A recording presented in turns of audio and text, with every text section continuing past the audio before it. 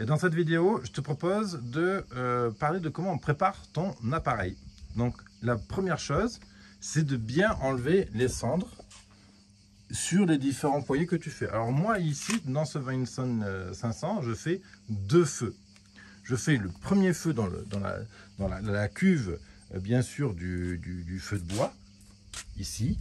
Et quand je démarre mon appareil, uniquement quand je le démarre, pour gagner une bonne demi-heure de chauffe et être sûr que toutes mes briques là sont bien chargées de chaleur, je vais faire un feu ici, mais au charbon de bois. Donc la clé pour bien préparer ton appareil, c'est d'enlever la cendre. Pourquoi on enlève bien la cendre à chaque fois? Pour deux raisons. La première, c'est qu'il est possible que ta cendre soit chargée en humidité et qu'elle soit vraiment lourde d'eau, surtout si tu habites dans un coin humide, que tu es en hiver, de choses. Et donc le problème, c'est que l'humidité va falloir la dégager pour faire du feu. Et l'énergie que tu utilises à sécher ta cendre avec ton feu de bois, et bien c'est l'énergie qui ne passe pas en cuisson, tout simplement.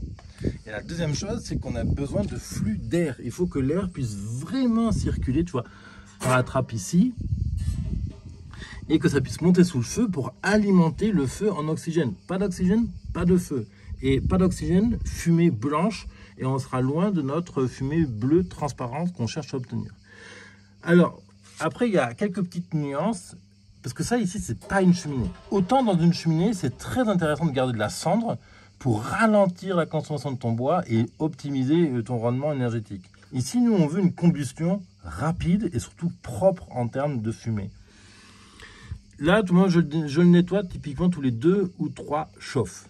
Voilà, c'est-à-dire que quand j'ai fait mes 2 ou 3 chauffes, j'ai à peu près 1,5 cm, 2 cm, pas beaucoup plus de cendre à l'intérieur. Et là, dans ce cas-là, je vide.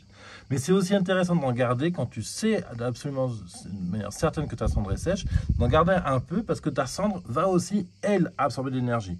Donc ça peut être intéressant d'avoir un peu de cendre pour réguler l'énergie dans ton fumoir. Donc là, c'est un gros modèle. Donc encore une fois, si j'ai 1 cm de cendre au fond, ça ne va pas me faire une grande différence. Là, ici, pour te dire, la longueur du foyer, elle est à peu près de 50 cm sur à peu près 50 de profondeur. Et là, ici, ma cuve, elle fait 50 de profondeur sur plus d'1 mètre de large. Donc, autrement dit, on a vraiment de l'espace, donc ça circule.